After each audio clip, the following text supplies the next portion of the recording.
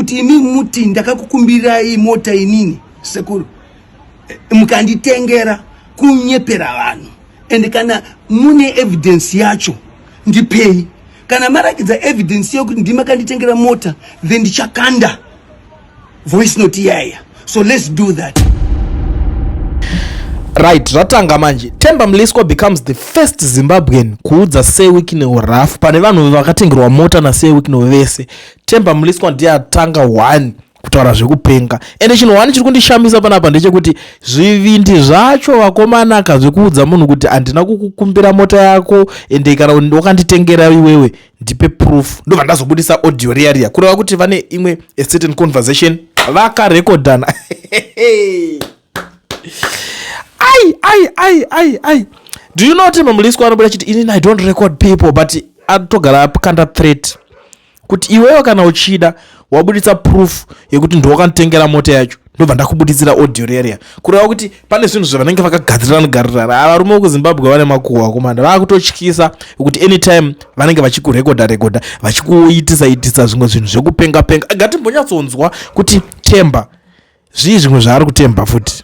I just want to respond to my Sekurumo Wicknell Chivayo quickly. It requires a response because once integrity, dignity, morals, values and principles are critical, and when one crosses into that territory, you have to stand and be able to set the record straight. Let me set the record straight.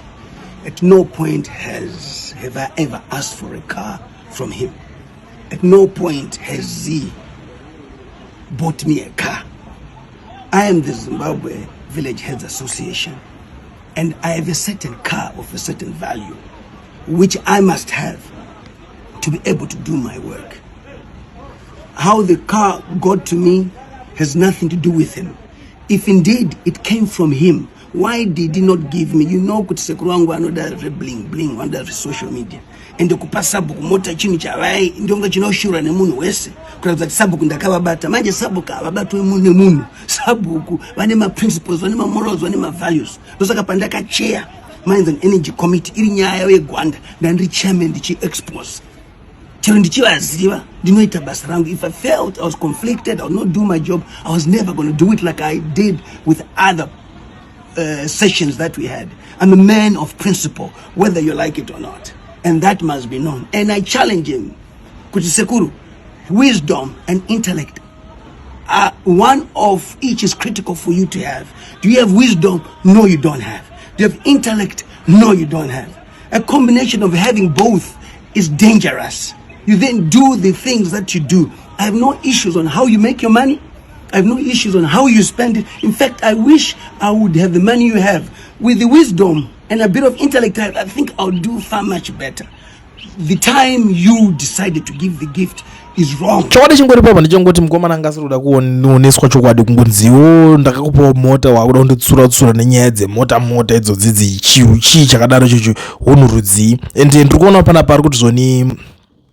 As for you, Sekuru, money does not grant immunity to accountability, and not all of us are so easily blinded by monetary allure that we overlook one's transgressions.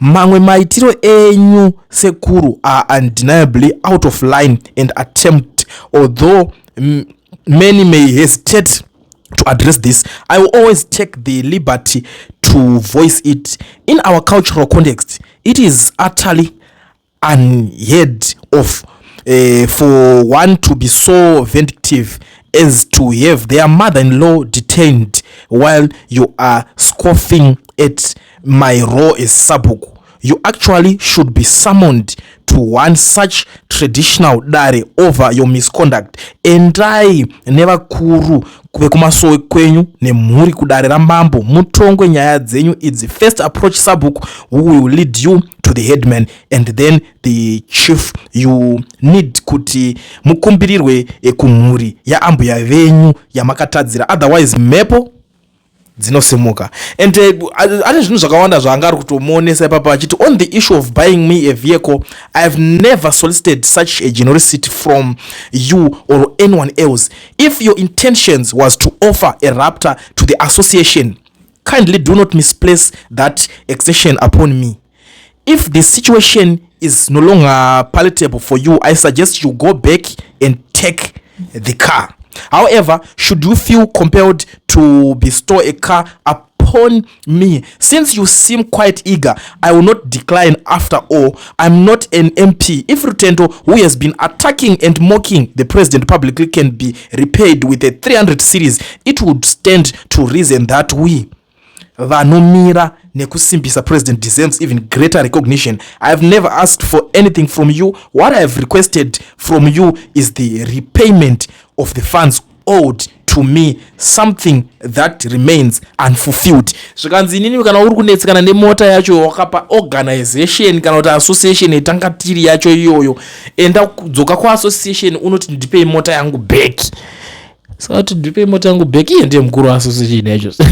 Themba chinotaura nafa Themba ane zvaanotemba, ndosaka azoita kuti Wicknell asare akasvinura sedemba. Ndo nyaya iripo iri kuitika, ende ndaunakidzwa nezvinhu zvakadai izvozvo, because Wicknell anodawo munhu anombomuzunza zunzo, especially Sunday kudai so kunokurumidza kudoka nguva dzinokasika kumhanya so tose takutoziva kutoti -1 tamboseka wakomana zvadai so zvamira zvakadai, muri kuionawo senyaya inenge iripo. Ndo zvinhu zvatinge tichingotsvaga chete, but pane nyaya idzi dzekupanana pana kwezvinhu izvi, it seems like munhu wese ari kudhiraivha mota yeZANU-PF and kwatosara vashoma vasina mota idzi. Iwo unogona ngosina iwo, itobvunzai vakomana kuti dziri kuwanikwa sei, kuti icriteria ipi iri kushandiswa kuti munhu angwere kana akutopuwa mota, because inini kuziva kwandinoita kune mamwe madhara vekuti vanokudza kuti ndane 40 years 35 years 20 something years achisupporta ZANU-PF, but haana kana one chaanacho chinobatika. Chaanacho imhurushushu dzemadhende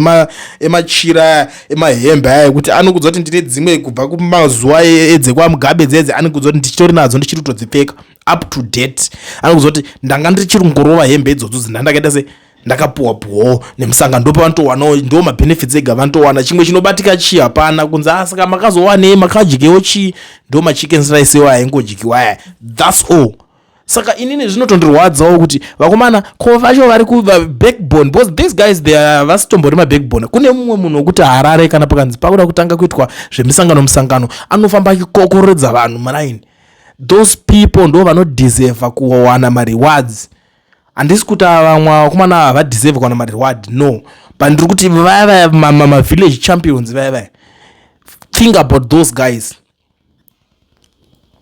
Kwete kungoti munhu wese chenge nomwe munhu, because iwo kana kuti wangotaurisa zvana rutende zvokuti ndangobudikira panhikirikini ndabva ndingodididi, and at the end of the day akutoclaima kuti iye atoita a bigger role yaatoplaya kudarika almost maZimbabwean ese, kuti anotobvunza kuti imi makaita chi aizve aya zviri fani so, but chandangonakirwa nacho iapproach yaangotemba, nekuti Themba aratidza kuti ane zvinhu zvaanotemba zvaita kuti asiye Wicknell akasvinura sedemba. Kulien TV team the asi vanhu vachishamsika, Kulien TV haichadzika, saka subscribe wozolaika, nechawana zvisapana chichazisha. Everybody say Kulien yeah, information is brilliant yeah.